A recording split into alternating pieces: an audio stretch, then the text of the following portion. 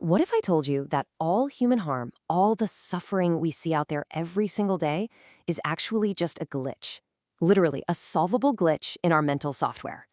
Welcome to This Explainer. Today, we're digging into a fascinating concept from our source material called the Humanist Perspective. This text offers a radical reimagining of how we view our own minds and our society. It proposes that much of what we consider to be deep-seated, totally unfixable human flaws are really more like outdated, corrupted coding in our brains. The author argues that by adopting a very specific ethical framework, by essentially upgrading our human operating system, we can completely transform the way we live, the way we work, and how we relate to one another over the coming decades. So, to really grasp this OS upgrade, we've got to ask a massive foundational question. Look around at the world. Is human nature inherently evil? Usually, when we see someone do something awful, our knee-jerk reaction is to label them the enemy, right? Like they're just flawed to the core and need to be defeated. But this text completely challenges that worldview. It argues that no, humans are not inherently evil. When we cause harm, it's actually a symptom of an inner fracture. The person isn't the enemy, they're just the culmination of past actions and habits that have totally distorted their intentions. Okay, so if the person isn't the bad guy, what is? Well, according to the text, the real culprit is a condition called samsara. And no, the author doesn't describe samsara as some mystical curse. Think of it more like a brain disease, or honestly like hidden malware that's completely hijacked the human mind and body. It's this endless loop of mistaken actions that clogs up our brain's neural pathways, basically compelling us towards suffering and causing us to hurt others. Once we realize this, our whole perception shifts. We stop fighting each other and we start going after the underlying malware. This sets up a brilliant comparison of what an OS upgrade actually looks like. You've got the old system, a mind totally bogged down by fear, obsessions, and the sluggish, erratic behavior caused by that samsara malware. But then you have the upgraded system. The text calls this the Aryan state. Now, quick side note here.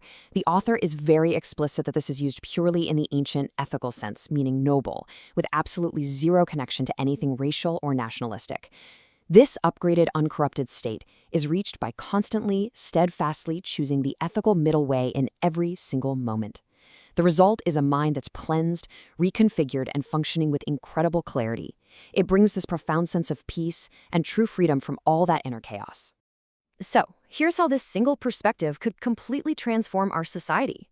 First, the humanist perspective itself.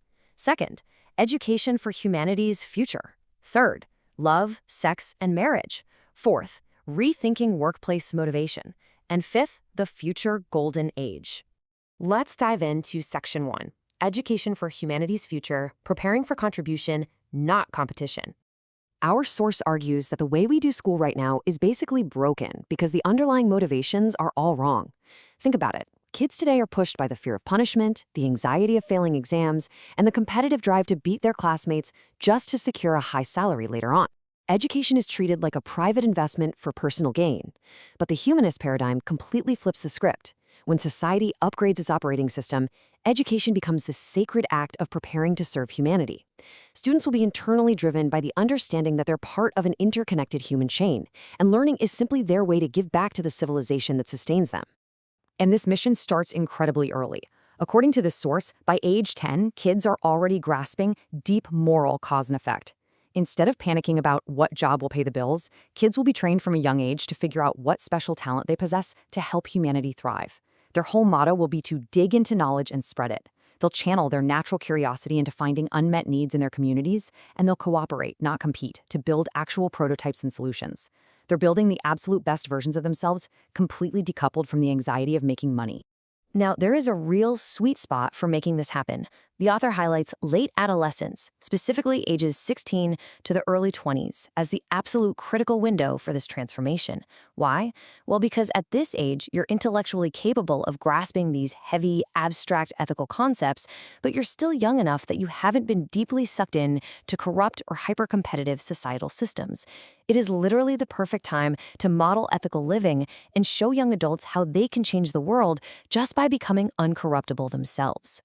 Moving on to Section 2, Love, Sex, and Marriage, a Biological and Social Lens. This is where things get super pragmatic. From this humanist perspective, the author essentially strips away all the poetry and looks purely at the raw mechanics. Sex is viewed purely as a biological function to ensure our genes survive. Love? it isn't just mystical magic, it's an evolutionary mechanism. It's basically emotional superglue designed by nature to bond parents together for the decades it takes to raise a highly dependent, helpless human child. And marriage is just the social contract that formalizes that long-term cooperation and child-rearing. Building on that raw biology, the text makes a really sharp, even provocative distinction between genuine love and what we often confuse it with. We have this cultural obsession with finding the one, where we wrap our entire emotional identity around a single person. The author compares that to deciding to eat only one type of food for your entire life. It's unhealthy and totally unrealistic. That obsessive clinging and constant missing isn't love, it's emotional attachment, which the text calls a dangerous string. Genuine love evolves beyond that fleeting romantic passion into a mature friendship.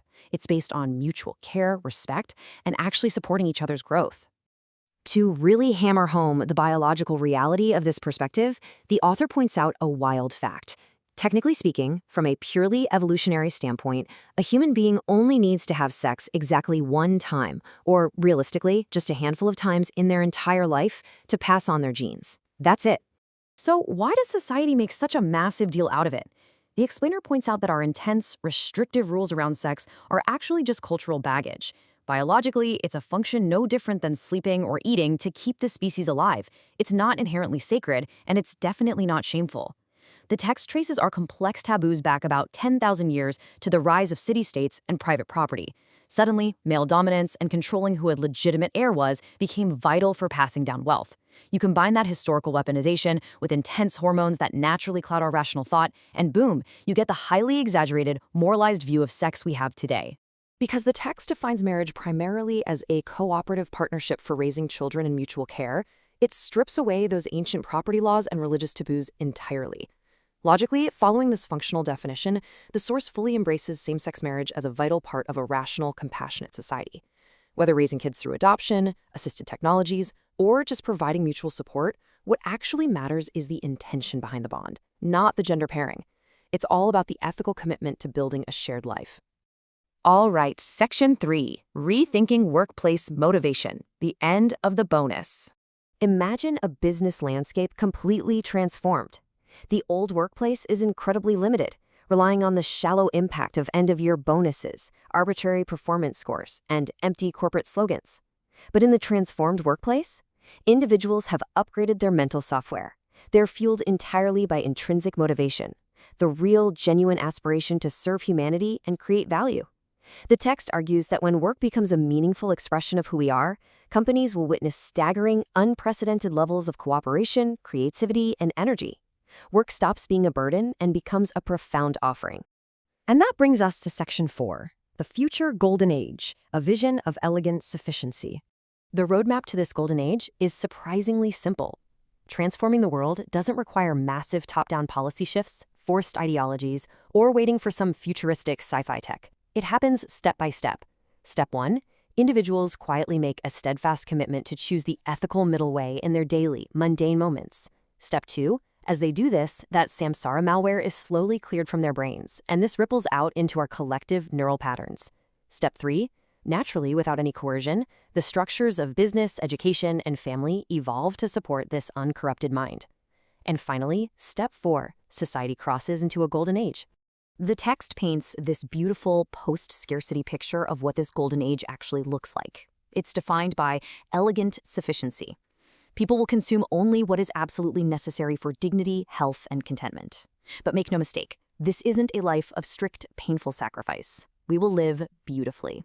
Our homes will be comfortable, our food will sustain us, and we'll have everything we truly need, all while freely offering our unique talents and labor back to the whole of humanity. As we wrap up this explainer, I want to leave you with a question to really chew on based on everything we've just covered. The source insists this upgrade is available right now to anyone willing to shift their perspective. So, if money, basic survival, and all that societal baggage were no longer your main motivations, what special talent would you use to help humanity thrive? Think about it. Thanks so much for joining me on this deep dive, and I'll see you in the next explainer.